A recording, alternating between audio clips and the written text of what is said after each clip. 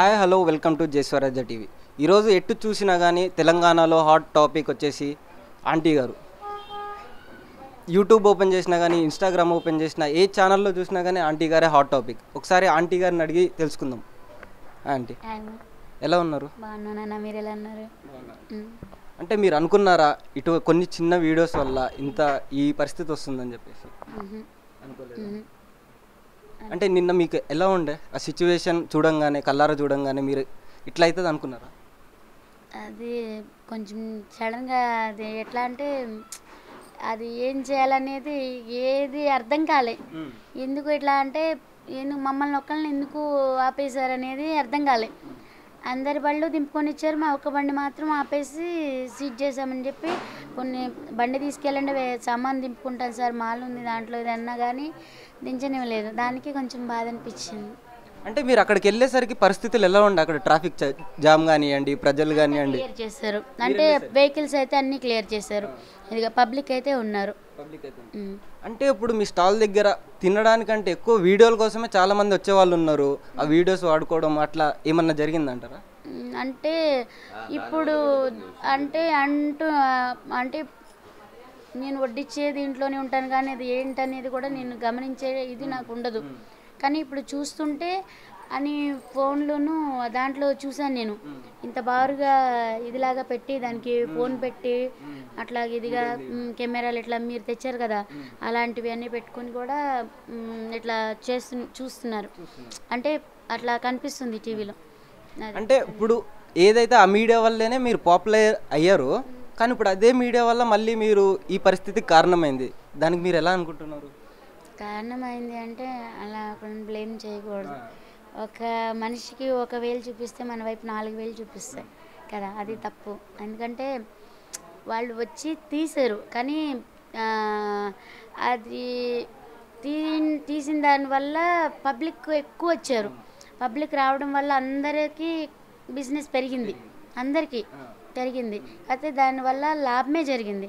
కాకపోతే మంచి ఎంత ఉందో చెడు ఎంత ఉంది. మంచి ఎంత ఉందంటే ఇప్పుడు దీన్ని బట్టి నాకు అర్థమైంది ఏంటంటే అది ఎలా చెప్పాలో తెలియట్లేదు.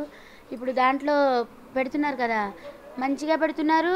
ఇప్పుడు ఇట్లా వీడియోలకి తీసుకుని వెళ్తున్నారా, దానికి దాంట్లో అది వస్తున్నప్పుడు అది వేరే వస్తుంది. దాని పైనేమో అంటే అలా పెట్టేటప్పటికి ఇదేంటి ఇలా పెట్టారు అని చెప్పి తీరా చూస్తే ఏముంది, అక్కడ అలా మాట్లాడలేదు, అలా ఉన్నాయి. అలా ఎందుకు పెడుతున్నారు అనేది తెలియలేదు. అది అంటే ఇప్పుడు మీ బాబు కానివ్వండి, పాప కానివ్వండి, వాళ్ళ ఫ్రెండ్స్లో కానివ్వండి, ఇప్పుడు మీరు కొంచెం వైరల్ అయ్యారు కదా, వాళ్ళకి ఎలా ఉందంటారు? అంటే బయట వాళ్ళ సర్కిల్లో వాళ్ళ ఫ్రెండ్స్ కానివ్వండి. తెలియదు ఇంకా. అంటే ఇప్పుడు రేవంత్ రెడ్డి గారు మీ పైన స్పందించి వచ్చి తింటాను అని చెప్పేసి అన్నారు, మీకు ఎలా అనిపిస్తుంది? అది చాలా అంటే చాలా హ్యాపీగా ఉంది, మామూలుగా లేదు. అంటే అసలు ఎక్స్పెక్ట్ చేశారు ఇలా అవుతుంది, ఈ వీడియోలు వైరల్ అవుతాయి, ప్రజలు ఇంత అభిమానం చూపిస్తారు, వచ్చి తింటారు అని చెప్పి మీరు అనుకున్నారు అసలు ఎప్పుడైనా? అంటే స్టార్టింగ్లో తీసినప్పుడు స్టార్టింగ్ ఒక బాబు తీశాడు. ఆ బాబు పేరు తెలీదు నాకు, ఇది కురసగా ఉంటాడు బాబు.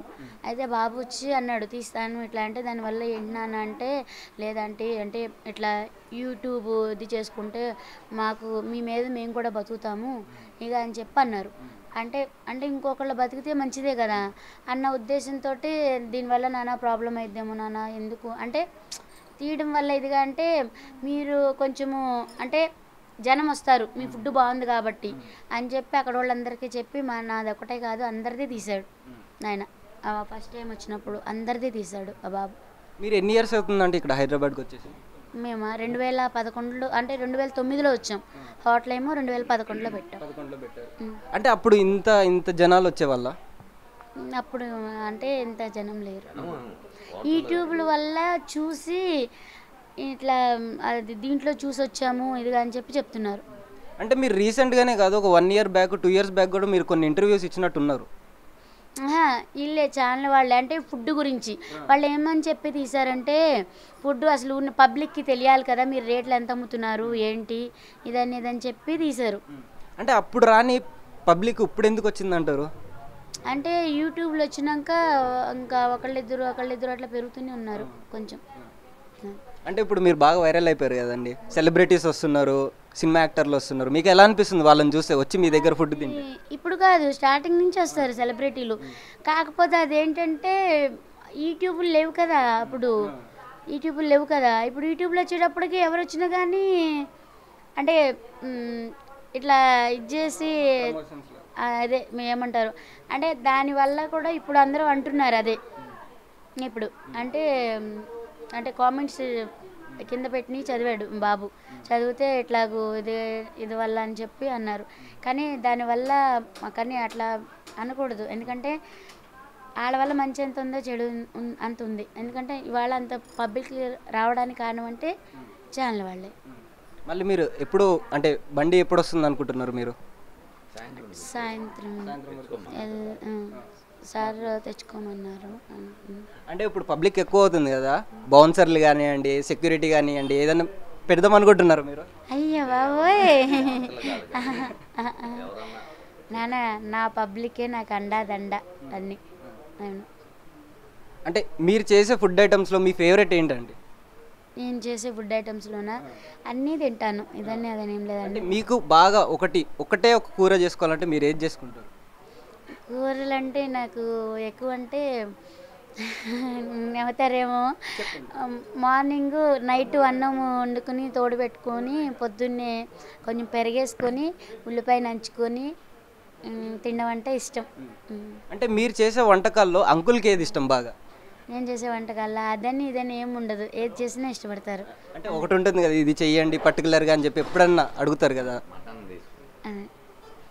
మటన్ మటన్ అంటే ఇష్టం. ఆంటీ మటన్ బాగా చేస్తారా? బాగా చేస్తాం. ఓకే, ఇప్పుడు రేవంత్ రెడ్డి గారు వస్తే మీరు ఏ కర్రీస్ వండుదాం అనుకుంటున్నారు? అంటే ఐటమ్స్ కానివ్వండి, ఏదన్నా ఒకటి మీ స్పెషల్. సార్కి ఏది ఇష్టమైతే అదే చేస్తాను, సార్కి ఏది ఇష్టమైతే అదే చేసి పెడతాను. మీరు ఏదన్నా ఇప్పుడు మన ఆంధ్ర స్టైల్లో కానివ్వండి, అది ఏదన్నా కొత్తగా ఇంట్రడ్యూస్ చేద్దాం అనుకుంటున్నారా సార్కి? అంటే ఇది నా సిగ్నేచర్, ఇది నేను బాగా చేస్తాను ఈ కర్రీ అని చెప్పేసి.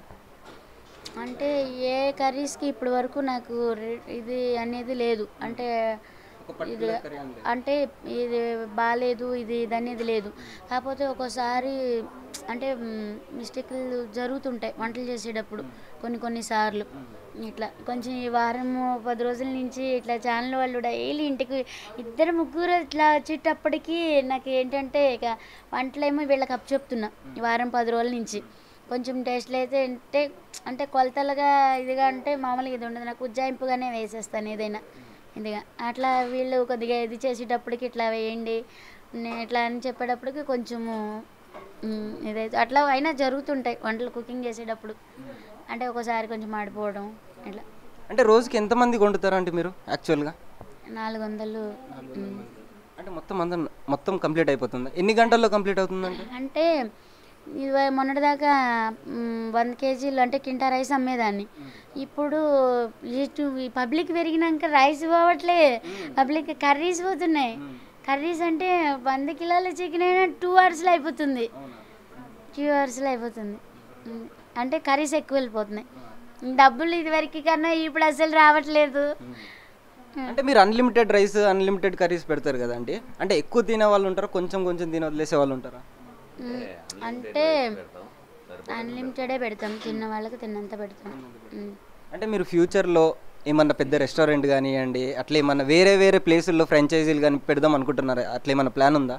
లేదా. నాకు ముందర మనశ్శాంతి, ఇంటి కప్పు చేసింది తీరిపోతే అంతే జాలీగా. అంటే వేరే ఇట్లాంటిదే హోటల్ దగ్గరలో కానివ్వండి, ఇట్లా పబ్లిక్కి కష్టం కాకుండా వేరే దగ్గర ఎక్కడైనా పెడదాం అనుకుంటున్నారా? నేను అవన్నీ మాకైతే ఇప్పటివరకు ఇది లేదు.